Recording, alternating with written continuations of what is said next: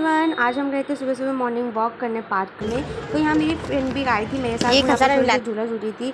फिर हमने वॉक करने के घूमने के बाद वहाँ पार्क में, उसके बाद हम फिर सीधा घर पे आए थे। अपने घर पे आने के बाद फिर मैंने चली गई थी अपने काम से किचन में, क्योंकि खाना वाना नाश्ता मुझे ही बनाना था सुबह का।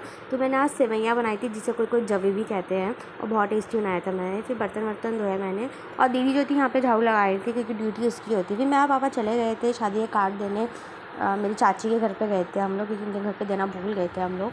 और फिर हम दूसरे जगह भी गए थे, मेरे पापा के दोस्त हैं उनके घर भी गए थे हम शादी का कार्ड देने, क्योंकि चल ही रहा है। फिर हम उसके बाद घर आई तो मेरे ताऊ जी आ रखे थे। ताऊ जी आने के बाद हमने गन्ने का जूस बनाया था बिना गन्ने के। उसकी जो रेसिपी है वो मैं आपको अलग से दिखा दूँगी, वो आप घर पर ज़रूर बनाना।